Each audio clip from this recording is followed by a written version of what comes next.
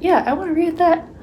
I do. I want to read that. Does anybody else have to look up what the Apple shortcuts are for screen recording every time you want to do that? Because I do. Welcome to a casual hangout video. I'm Beth. I am not a sponsored creator for Book of the Month.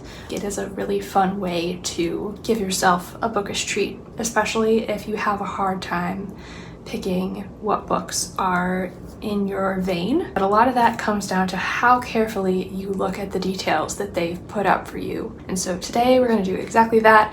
I'm going to look at the selections for this month and give you my opinion as to whether I personally will be requesting them for my library or just skipping, because I also do that sometimes. Command Shift 5 early releases. So the first is a contemporary fiction called The Three Graces of Pearl Street. Charming chaos ensues when a fall from grace lands 3 generations of feisty Italian-American women in the same home. This is the one that I had shared in my stories on Instagram. It is so chunky. It is a fantasy called The Poisoned Daughter. She was born with the magical kiss of death, the only man it's failed to kill, the enemy she's forced to marry. Very rarely vibe with the fantasy picks unless it's an author that I have loved before, like T. Kingfisher, for example. Heart of Glass. Why does that title sound so familiar to me? Maybe it's just been used before? I know Throne of Glass, but that's not what I'm thinking. Brutal Murder, a Swift Confession. 25 years later, the past resurfaces when new light illuminates an old truth. Okay. We have a romance, Return to Sender. This heartwarming road trip romance explores grief, unlikely connections, and love as a journey, not the destination. Meet Me in the Garden. This immersive family saga explores love, legacy, and learning to be your truest self, no matter the cost. So those are our central picks. And then we have their little special collections here. The offset is really like eclectic, cerebral, and sharp and smart are keywords that I would not be surprised to see for those types of picks, but I'm usually not interested in them. And then In Cold Blood, definitely have heard of that, Truman Capote. Have not read. I don't know how I feel about like the reissuing of classics. I already have like so many editions. Do we really want a Book of the Month special edition? Me personally, I don't know. But like maybe if you really are not into this month's books and you want to read something that has been around for a while. I do not hate the cover, I will say. It looks quite nice. There are 2 approaches to this. You can either figure out which of these core books you are interested in getting and then go look at the add-ons that they've offered for this month, because typically there's usually one add-on that you really want, but you have to get one of the core books in order to add that to your box. Sometimes I will go peek at that before I come back and drill down on these 5, because then I'm a little bit more open-minded. All right, so starting from the bottom, Meet Me in the Garden. I have read from Nina LaCour before. I think it might have been a young adult novel though. Very magical realism-y, and I don't know if that is going to be a factor here. When you open up one of these, you have your quick take, which is just really a 2-line summary, and then keywords, why they chose it, and then a synopsis. I highly recommend that you not only read that, but you also read a sample, which is at the very bottom of the page, because if you don't get along with the writing, but you liked some of the themes, it's best to know ahead of time. It says well-drawn relationships between sisters, challenges of finding your own path while still craving your family's approval. Yeah, so we're set in New Orleans, 1944. Odette has always been one of the Honoré sisters, glamorous and admired in their Creole community. But while Odette's older sisters are content to be wives and mothers, Odette has always wanted something else. It is only with her beloved cousin Delphine that Odette can tell her secret. She is in love with a woman and she longs to be an artist. Delphine has a secret lover too, a white man. In the hidden garden, they've discovered Odette and Delphine can dream of futures full of passion and freedom. But 5 years later, Odette's life is nothing like what she'd planned. She's a widowed mother living in Los Angeles, and she and Delphine, who is passing as white, have spiraled away from each other. When Delphine reaches a breaking point, Odette must make a shattering choice to try to hold her family together.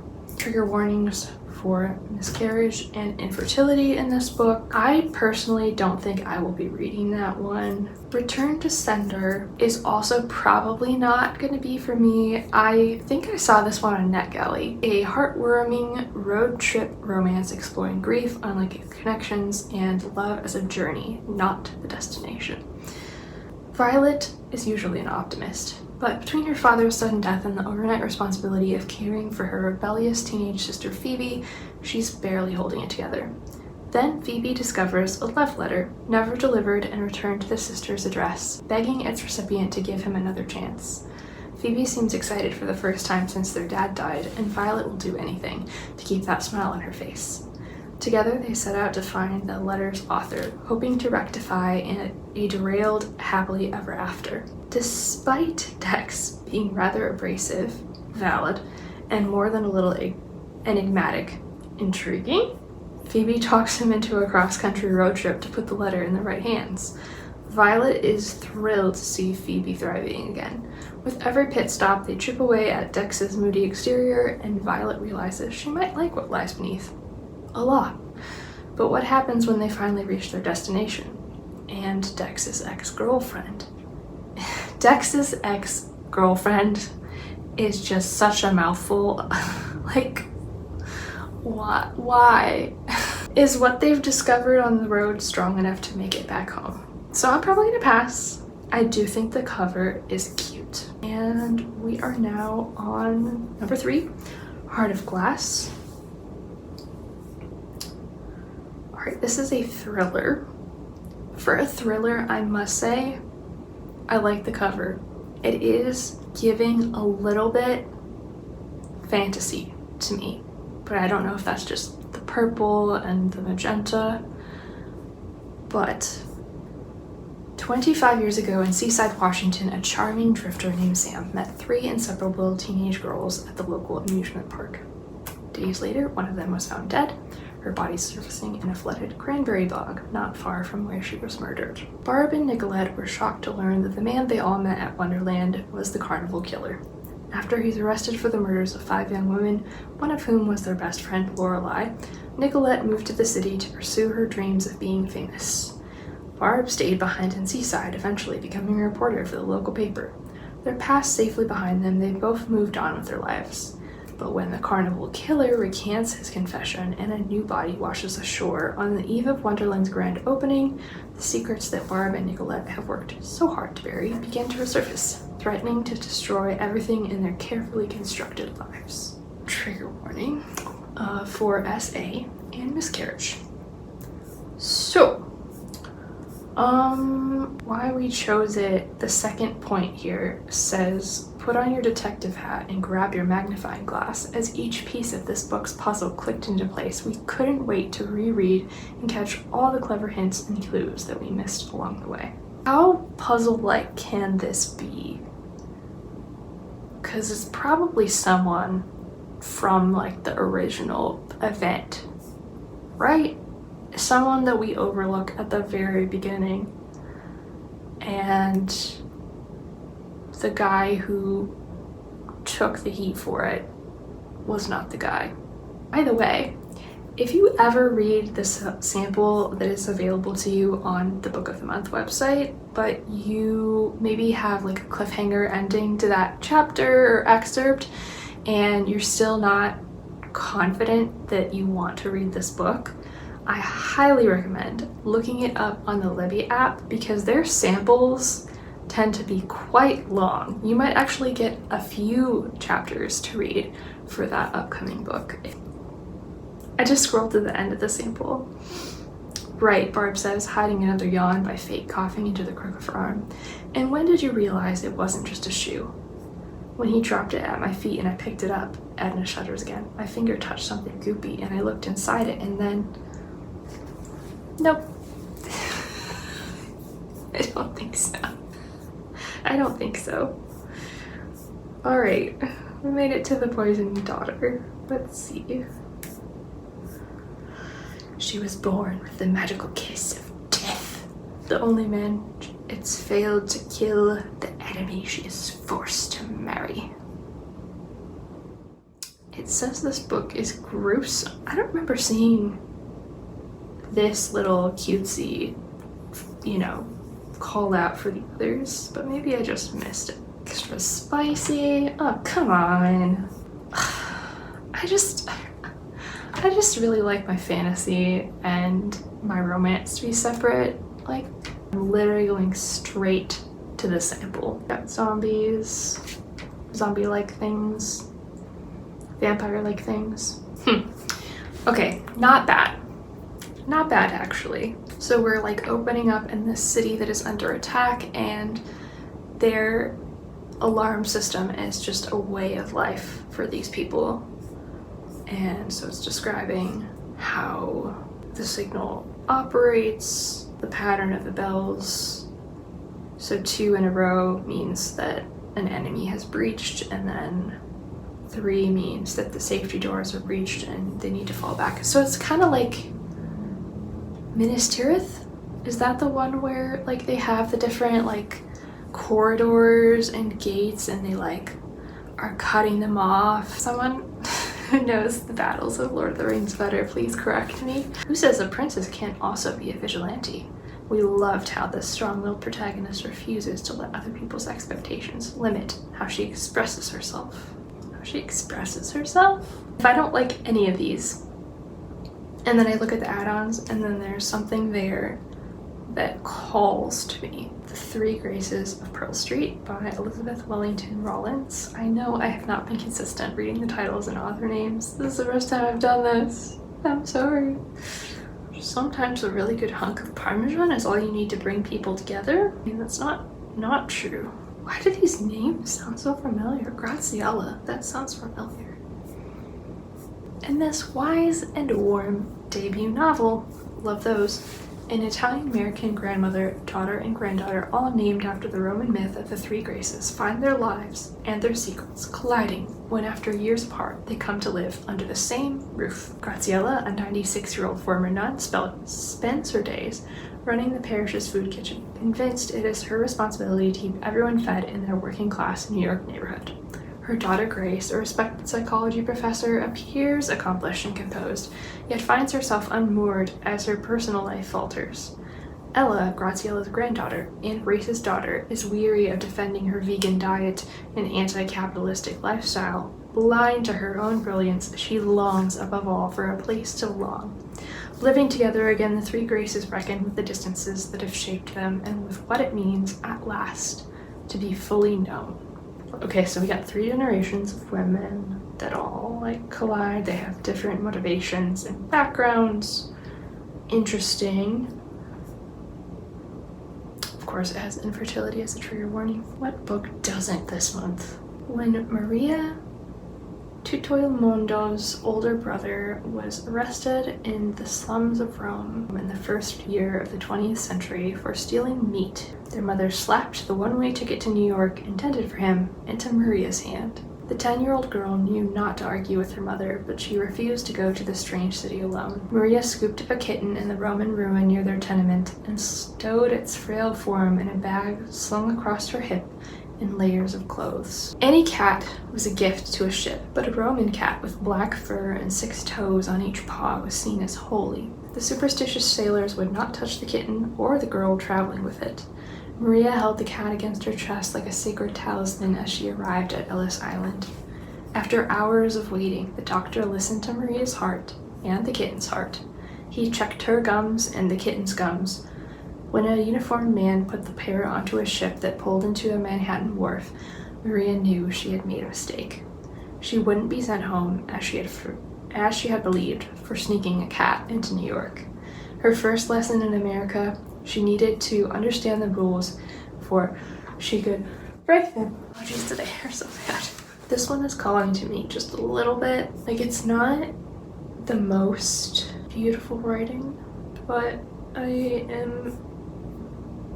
can be convinced into liking this, I think, because of the potential relationships that we're gonna have. Okay, so these are our 5.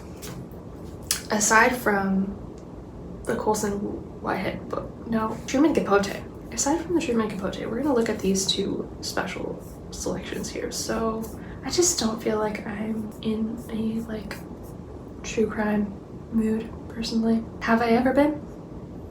No, I have not. If I do have to pick one of these, I am thinking potentially By the Poisoned Daughter. And the reason is, I feel like this is going to be a popular choice. So if I hate it, I can pass it on to a Pango friend. Bad news is my phone died. I recorded on my phone. All right, and we are in business. So, what did I tell you about the add-ons? We have The Unknown by Riley Sager. That is on my TBR. The Shadows That Listen.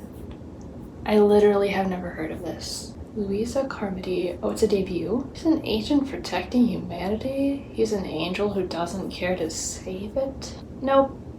So The Unknown is definitely calling to me. I also see over here The Good Parts. I have been wanting to read this one because I have been in a time travel mood lately. Oh, it's already sold out? Wait, was that from last month? So I am confused as to why that is already sold out. That is insane. Fishbone Cinderella has a very pretty cover. I don't think I've read anything else by Elizabeth Lim, but I know she's very popular and a lot of fantasy readers love her. So I should give her a try sometime. Maggie and Arthur's Magical Moment. When 2 professors hit the spell books to fix a magical misstep, their long-standing chemistry becomes unavoidable. Sick of Hinge, look no further than these 2 best friends believe they can turn even the unlikeliest suitor into the one. So like makeover vibes. My posture has been ridiculous. Oh, I have coffee. That's my other positive update. Excuse me. Now we're doing things with more energy. Buying books with more energy. That could be a little dangerous. I do want to find out when The Good Parts is released. I think I have a hold on that from the library. I'm gonna confirm that for sure because I keep seeing it and I'm like, yeah, I want to read that. It would be so fun to have the new Riley Sager in time for the Survive the Night readathon next month. I think so. That's happening. Okay, I'm hyped about that. I did not pre-order it. This one that I read in summertime was In the Middle of the Night. Or The Middle of the Night. Don't be surprised. I'm having second thoughts about the Poisoned Daughter of it all. She has killed everyone with a kiss. Really? What was like 10 minutes ago me thinking? We're gonna make a switch. Change. Although, does this not scream Reese's Book Club and Jenna's pick? Does it not? It's like screaming that at me. So I might as well get it before it gets that sticker on it. I guess that's one way to look at it. I think that Poisoned Daughter is going to have an edition that has sprayed edges, even though it is early and it comes out on the 18th. I might have a hard time reselling it because the other standard edition is going to be prettier and people would have pre-ordered it because they like the idea of someone killing people with their kisses. Okay. Fishbone Cinderella by Elizabeth Lim. 1940s Hong Kong. When Japanese soldiers invade her hometown, Ha Yut-ying makes an unlikely escape by turning invisible.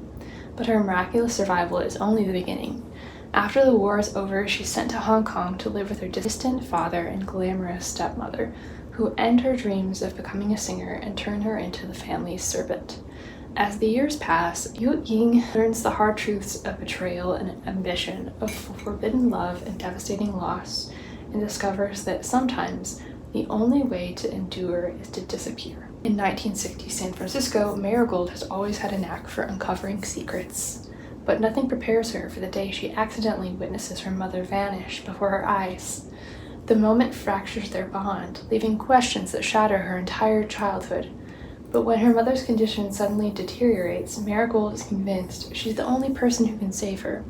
To do so, she must journey into the secrets her mother never shared and uncover the tragic, fairy tale-tinged history their family has fought to forget. This one has a trigger warning: child abuse. It is a fairy tale.